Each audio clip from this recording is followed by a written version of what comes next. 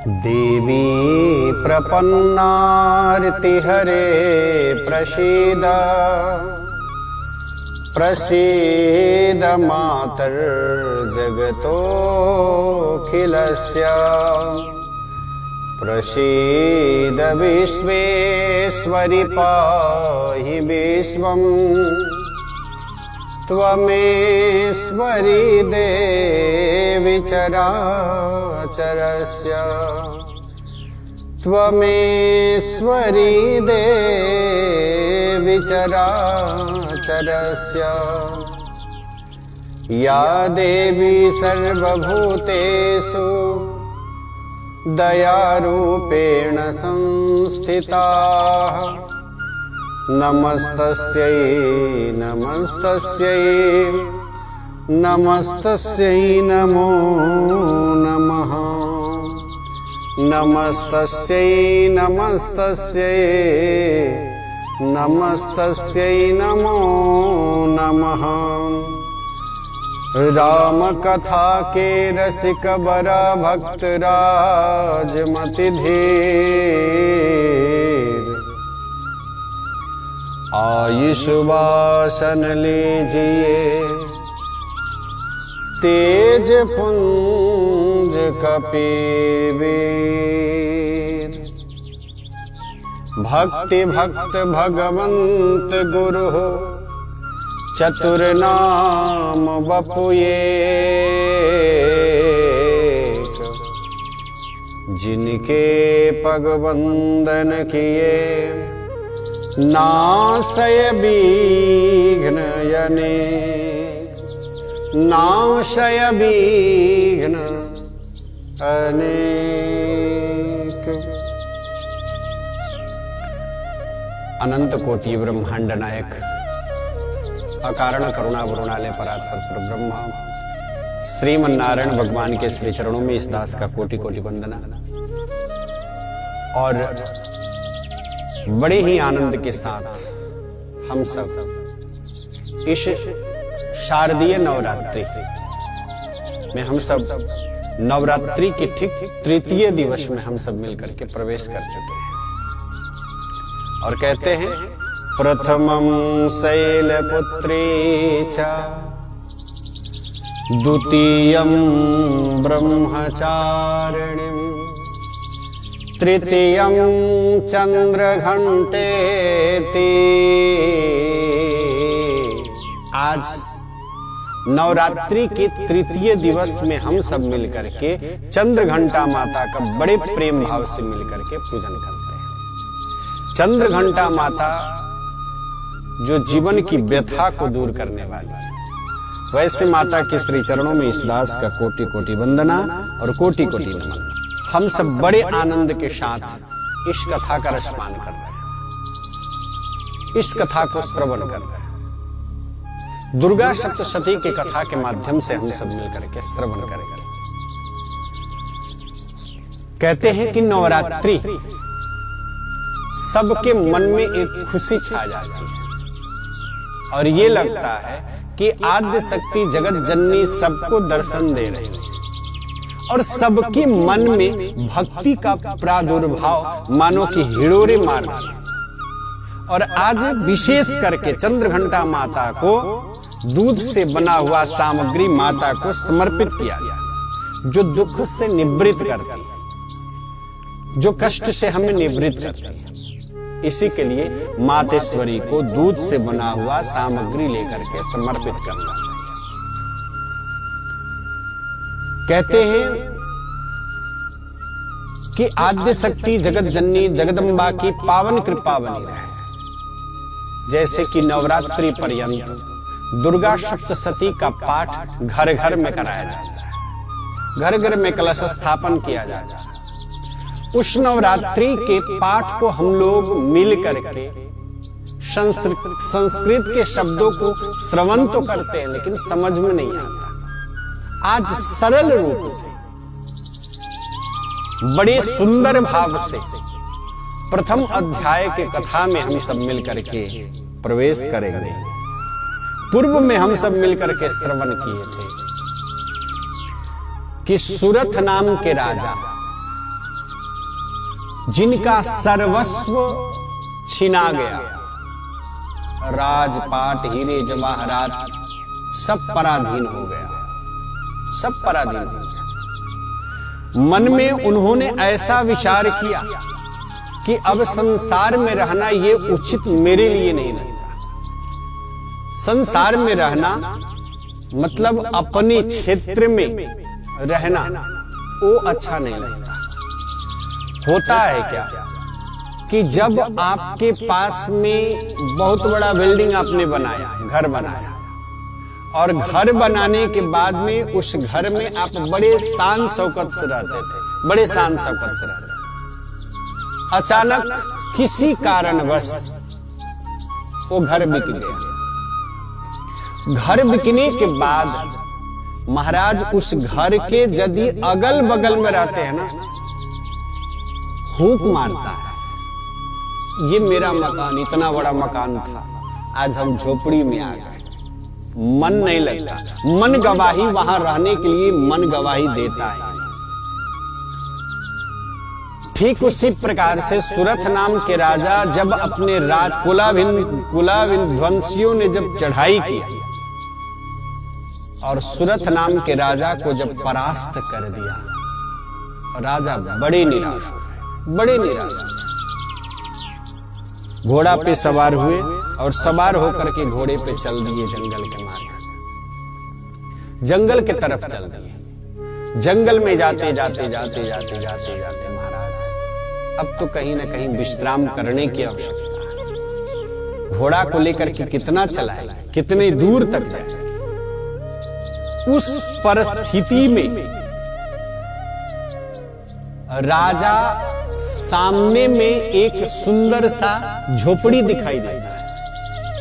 उस घने जंगल में उनको एक झोपड़ी दिखाई देता है। देखते हैं बड़े हृदय में प्रसन्नता छा जाती है, बड़े प्रसन्न चित्त होते हैं राजा, और घोड़े पे सवार होकर के उस झोपड़ी के पास में जाते हैं और देखते हैं तो एक आश्चर्यचकित चीज देखते हैं। क्या उन्होंने देखा कि जब देखे कि जो पशु हैं वो भी अपने स्वभाव को हिंसक स्वभाव को परित्याग करके और वो लोग भी एक साथ में रह रहे हैं।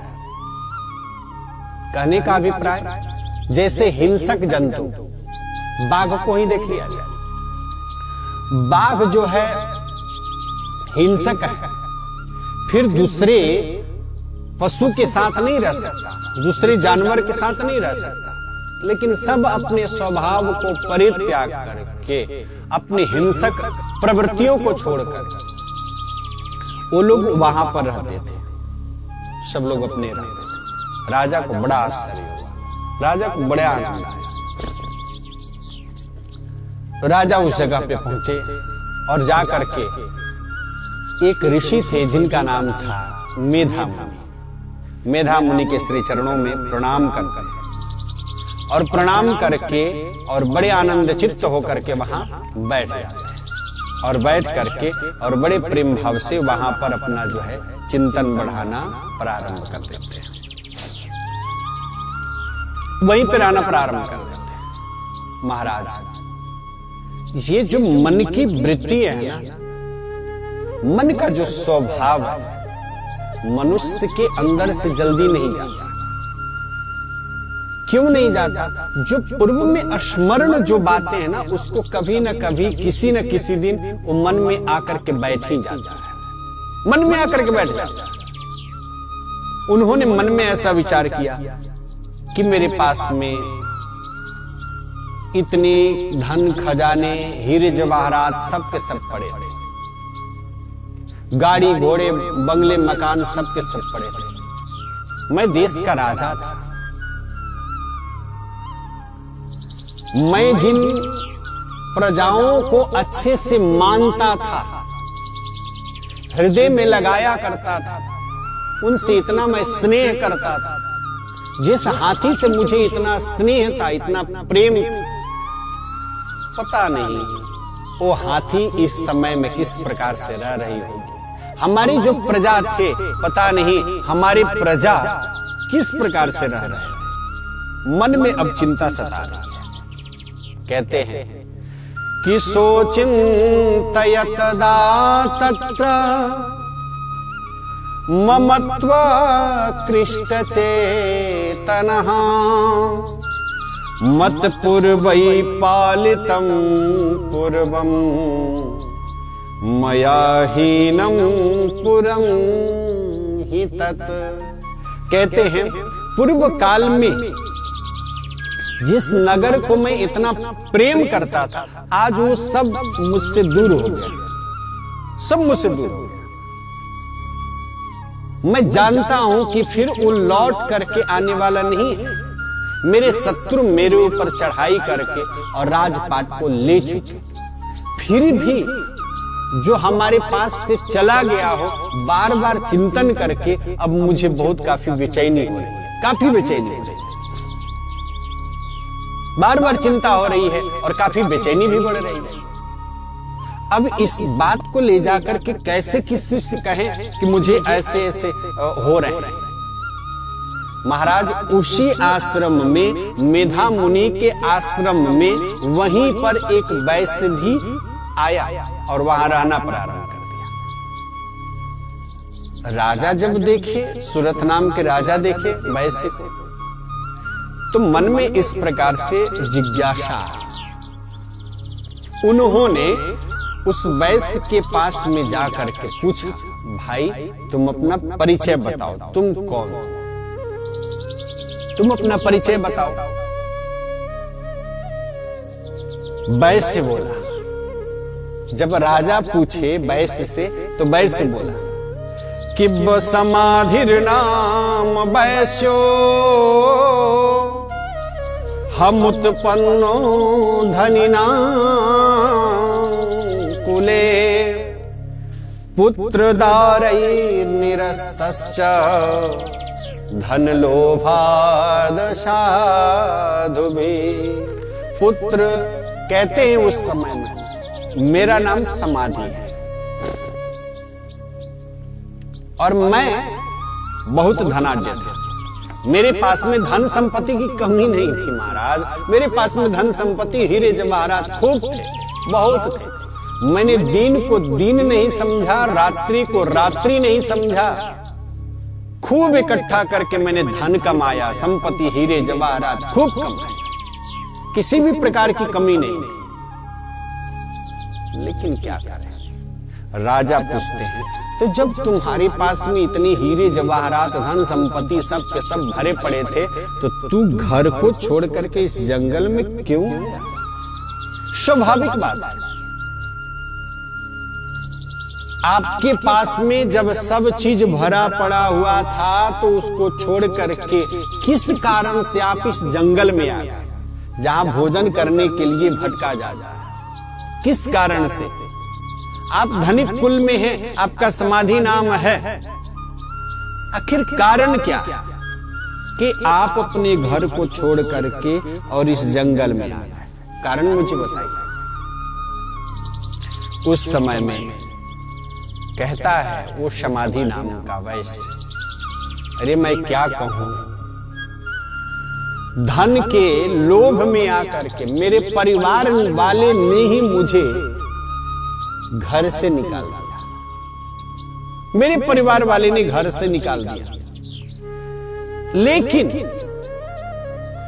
फिर भी मेरे मन में जिस बेटा के प्रति, जिस बेटा ने मुझे प्रताड़ित करके घर से निकाल दिया, जिस पत्नी ने मुझे घर से निकाल दी, उस घर के सदस्य मुझे निकाल दिए, लेकिन बार बार पता नहीं, बार बार घर की ही याद आ रही है, बार बार घर की ही याद आ रही है, समझ में नहीं आता। कहते हैं राजा, तेसा तेसु किं भवतः स्नेह मनुबधनाति मानसं।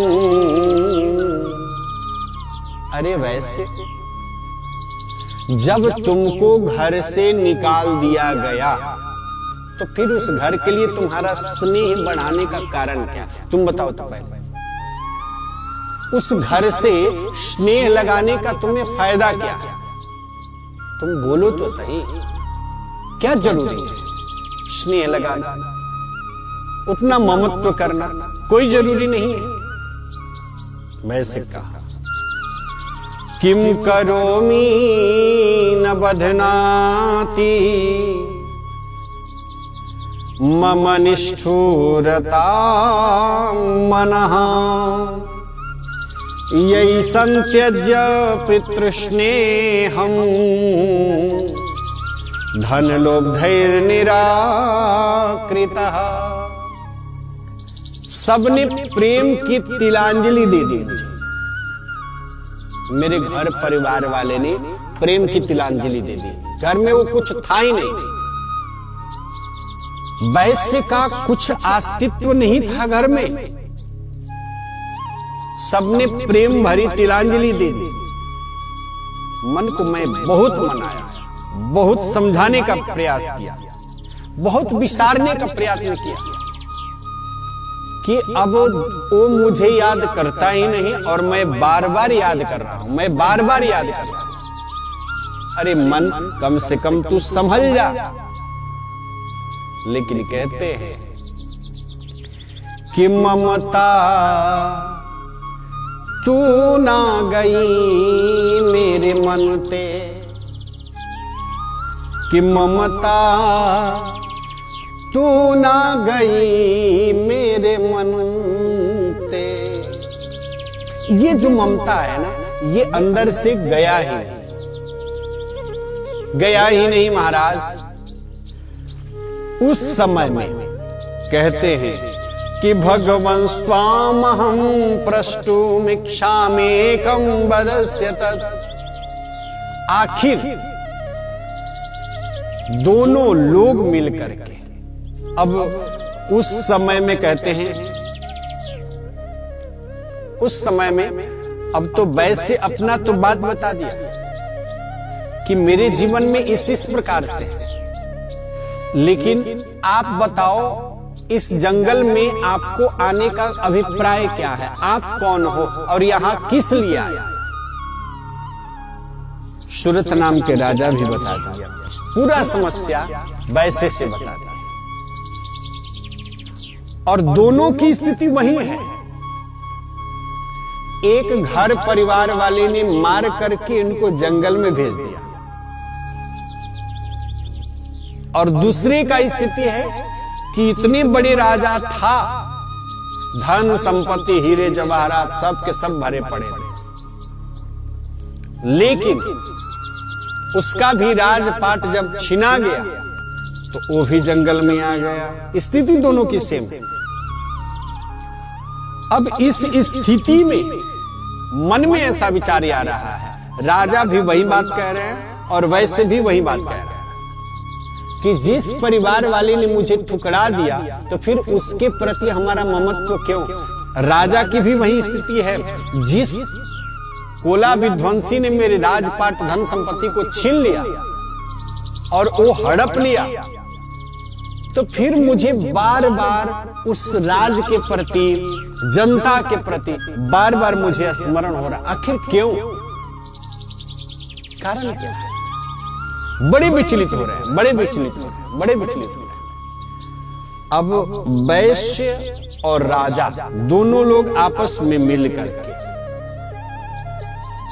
कहे कि अब इस प्रश्न का उत्तर के लिए हम लोगों को चलना चाहिए मेधा मुनि के पास में, और उनसे चल करके हम लोगों को निवेदन करना चाहिए, प्रणाम करके निवेदन करना चाहिए, और इस जिज्ञासा को उनके प्रति रखना चाहिए, उनके पास में रखना चाहिए। दोनों लोग मिल करके गए मेधा मुनि के पास, और मेधा मुनि के पास में जाकर के दोनों हाथों को जोड़ करके और विनती करते हैं, प्रार्थना करते हैं। आखिर कारण क्या है? जो घर परिवार हीरे जवाहरात सब के सब अब छूट चुके, फिर भी उसको स्मरण बार बार करना, बार बार उसके प्रति माया बढ़ना, ममत्व बढ़ना, ममता बढ़ना, आखिर कारण क्या है? उस समय में मेधा मुनि जब इस प्रश्न को सुनते हैं तो वहां पर मेधा मुनि उस उत्तर देते हैं, और ऋषि उत्तर देते हैं और कहते हैं, महामाया हरै शेषा तया सम्मोह्यते जगत ज्ञानिनामपि चेतांसि देवी भगवती ईशा, देवी भगवती ईशा। उस समय में मेधा मुनि कहते हैं, ये जो संसार है ना, जो समझते हैं कि हम बहुत बड़े ज्ञानी हैं, बहुत बड़े ज्ञानी, उनके चित्त को मातेश्वरी महामाया उनके चित्त को हरण कर लेते हैं और संसार को मोहित करने में लगी है, संसार को मोहित करने में लगी है। बार बार संसार के प्रति मोह हो जाना, बार बार संसार के प्रति मोह होना, हर वक्त मोह होना। और महाराज उस समय में मेधा मुनि इस प्रकार से जो है समझाना प्रारंभ करते हैं। राजा कहते हैं, भगवन का ही सा देवी महामायेतियाम भवान। दोनों हाथों को जोड़ करके सुरथ नाम के राजा कहते हैं कि हे प्रभु, ये महामाया देवी है कौन? जिस देवी के बारे में आप चिंतन बार बार चिंतन कर रहे हैं ना, ये देवी कौन है? इन देवी के बारे में उनका चरित्र कैसा है, प्रयत्न किया जाए, आप बताइए वे देवी कैसे है?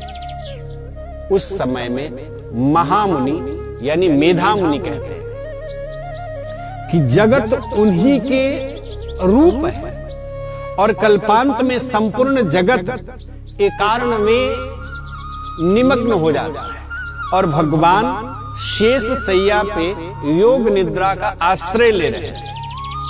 और उसी समय में भगवान के कर्ण से मधु और कैटभ उत्पन्न होता है और ब्रह्मा जी महाराज भी नाभि कमल से निकलते हैं।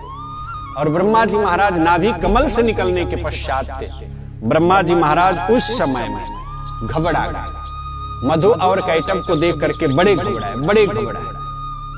और ब्रह्मा जी महाराज जब घबराए, अब ये मधु और कैटभ ब्रह्मा जी महाराज को खाने के लिए हावी हुआ।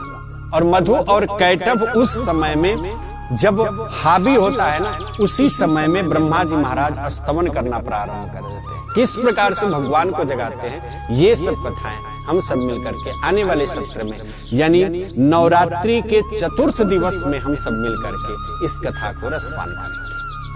कार्यक्रम सत्संग प्रभात ए न्यूज टेलीविजन के माध्यम से बड़े आनंद के साथ आप सब मिलकर के नवरात्रि विशेष श्रवण कर रहे हैं, देख रहे हैं, उसके लिए ढेर सारा धन्यवाद। इस छवि को आप सबों के समक्ष प्रस्तुतिकरण में जो हमें साथ दिए त्रिलोकी पटेल जी, उसके लिए भी ढेर सारा धन्यवाद। मैं जितेंद्र पारासर आप सबों के समक्ष जरूर उपस्थित होंगे नवरात्रि के चतुर्थ दिवस के कथा को लेकर के, स्वरूप के लेकर के। तब तक के लिए जितेंद्र पारासर को विदा दीजिए और देखते रहिए ए न्यूज टेलीविजन। जय श्री राधे, जय श्री कृष्णा।